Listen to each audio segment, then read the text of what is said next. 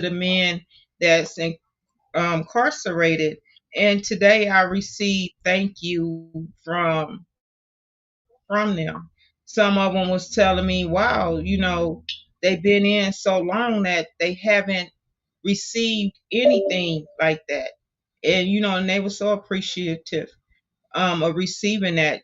Just doing something to make sure that just to brighten their day up, even though they're in that situation. And then um today yesterday I was talking to my co-host, and he was telling me he had to get off the phone, and I heard the CEO in the background, how they was talking to them. And I wasn't I really didn't like that.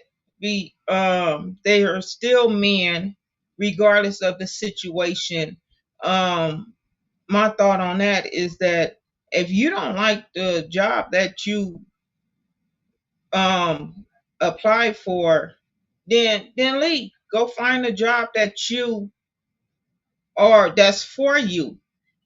Some people get jobs that's not for them. They just get in there just to get a paycheck, or whatever you got going on at home, you supposed to leave that at the door. You're not supposed to carry that on into the workplace, and especially in that type of environment, yelling at grown men just because you think you got some quote unquote authority that you can do that. That wasn't it just upsets me when I hear things like that, when when I go visit my husband, or see them talk down on these men and women as well.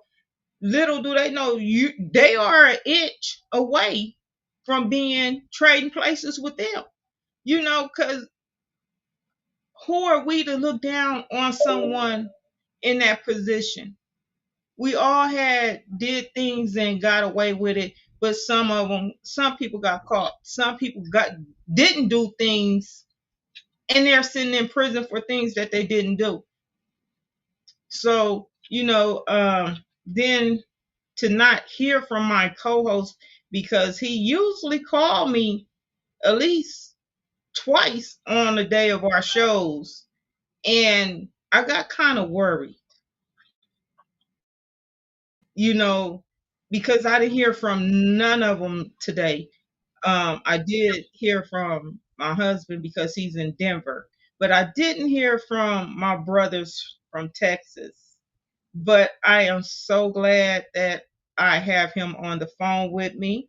And just to on yesterday, this is part of my little mental health.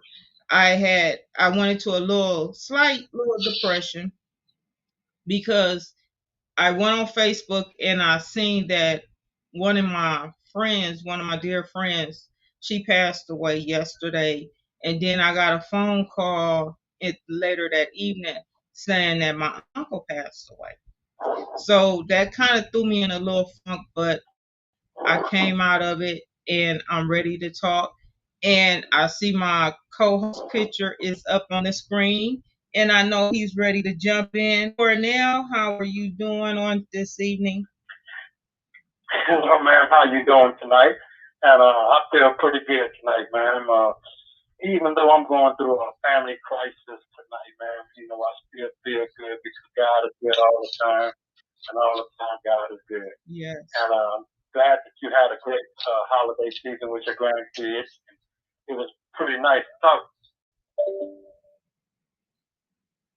but yes, I had a real serious situation on Thanksgiving Day. Somebody killed two people and shot two people in their sleep. And one of these kids that got killed was my nephew, my biological nephew. And they got killed execution style. Friend who set them up with some other guys. Now my family's going through that, trying to make arrangements for them, and trying to get them, properly sent home to the father and stuff like that. So, but that just goes to show you that everybody in this world are going through something. Right. whether it's a death in the family, whether it's, mental issues, depression, or something to that nature. Everybody is going through something, especially during these holidays.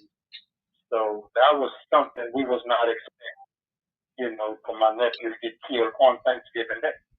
So with that being said, yes, man, I'm kind of going through it a little bit, but I'm strong. I've been here 34 years, so I've missed a lot of holidays with my family. But being in prison, you become family with people in prison. So this is where I've had to embrace, a lot of people in prison to be my family to keep me strong. So, but my family, I spoke to my brother Larry.